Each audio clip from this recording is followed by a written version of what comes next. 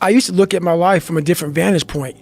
And when you're in all the muck and you're just walking in muck and walking in muck and walking in muck, you don't see that if you look off to the fucking left of the muck, there's a sidewalk, brother. Get off of it. You have your head down looking in this muck.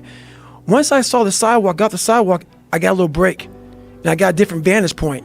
And then from the sidewalk, I found a cliff. Then I found a mountain. I got way up high on top of my life and looked back down on it and said, okay, I got to figure this out, man. I'm not going anywhere. I'm starting to lie.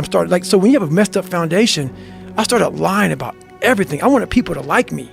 I wanted to be accepted in some society of life, some social society. And I was like, man, this isn't the right way.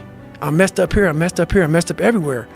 And so I realized the worst thing that happened to me is I lost myself. I never had myself. I never found myself. I had no self-esteem. So I knew through working out and through learning, because it took a lot for me to learn also, I started finding self-esteem. Once I found that, that's when doors started opening up. I stopped caring about people, that what they thought, being judged. Wow, if I say this, if I started right now, are you gonna make fun of me? I stopped caring about that. And that's when my life started really changing for me. In order for us to unlock our ultimate competitive advantage, we must weaponize our minds. Now, I get it. When we hear about the power of the mind, especially coming from a coach, we instinctively think about mental toughness. What I'm talking about is not mental toughness. You don't have to be tough. It's not about pain tolerance, and it certainly isn't about sports, athletics. It's not even about willpower. While mental toughness is on defense, the idea is fortitude, grit, stay in the game, finish the race. A weaponized mind is on offense. It's about advantages and winning. It's not a shield, it's a spear. Now, the problem is we've been using the wrong strategies and tactics to try to teach and unlock this weapon. It doesn't come from harder training sessions or being the kid that runs extra sprints after practice. That's physical dominance. And it definitely doesn't come from getting yelled at by a drill instructor or a coach. People always say, my God, like, no, don't look at it like, I didn't care about losing weight. I didn't care about being the fastest person. I wasn't making the Olympics. I wasn't going to pros. I could barely read and write when I was in a junior in high school. I wasn't going anywhere. I saw working out as a way for me to build calluses on my mind. I had to callous over the victim's mentality. So I watched these movies. I talked about Rocky last time I was on here. I always equated training to mental toughening. Like, it always looked brutal. People waking up early and doing all these things, and it looked horrible. I was like, wow, man, I got to start doing that. Not to get better, bigger, and stronger, but that is what's going to build me. That looks uncomfortable. That looks brutal.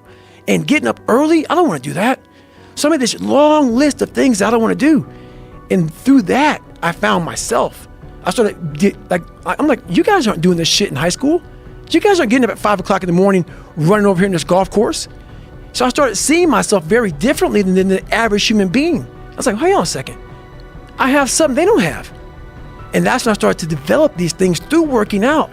It was this great, never-ending work ethic. And through work ethic, I developed self-esteem. You cannot judge toughness by what somebody looks like. Never judge toughness by its cover. Pain tolerance is one of the biggest factors of someone who can handle pressure, because the whole idea of pressure is there's pain. That pain could be embarrassment. That pain could be, I don't know if I can handle this. That pain could be a lot of different things.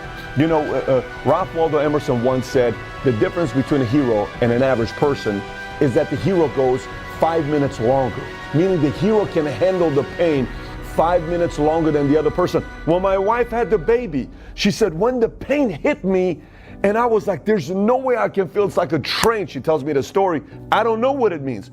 She says, I just had to hang in there for a few minutes longer, and then it was over with. That's pretty much what this means, right? I wasn't reading back then. I watched a lot of movies, and I was really big into visualization. And I always equated working out to struggle. And I struggled my whole life, but I ran from it. So I started realizing, man, I got to start facing the struggle, and I got to be mentally strong for the struggle. So that's why I started coming up with like, I'm training for life. Mentally, I'm training for life. I'm not training for like to lift 400 pounds. And I found out on my own pretty much is that through discipline, through self-discipline, through repetition, through tons of repetition of the same thing that you don't want to do. And that's the key thing. Through repetition of things you don't want to do, you develop mental, like an armor for your mind. You start to armor your mind because your mind's like, okay, we suffer every day. It's what we do. We do stuff that sucks every day. So then when the suck stuff comes, you're ready for it. And that's how it started coming up. I just started being very uncomfortable. And now it's like just a way of life. So I had this my whole life. I mean, I don't know if people believe in God or what. I don't care what you believe in. There's been this unrelenting voice in my head. We all have this voice. It's the right or wrong voice. And a lot of times that voice guides us into comfort.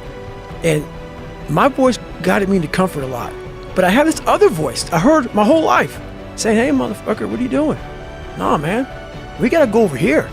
We got to go over here to that rock pile over in the fucking corner where nobody's at. That's where victory's at. We're over there in that corner. So this voice was giving me all these answers. I wasn't a real smart kid growing up, but I had this crazy voice in my head saying, over there is where the fucking answers are.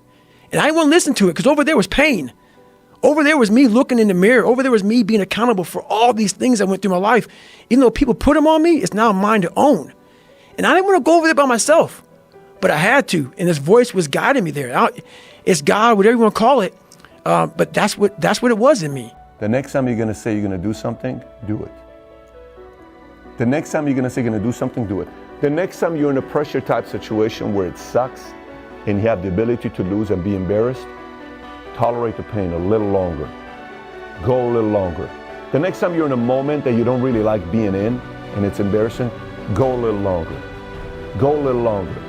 The next time you're going through pressure type situations where you're being tested, talk to yourself.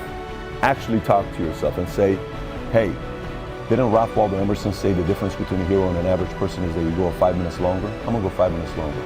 How the hell did David Blaine go for 17 minutes and 4 seconds on the water on Oprah Winfrey show? And he thought his lungs are gonna collapse and his brain's gonna be done. How did he do it? Our body can handle a lot of pain that we don't know about. I'm gonna push my body to that level. I'm gonna push it. I'm gonna push it and test my limits. That's the beautiful part about life.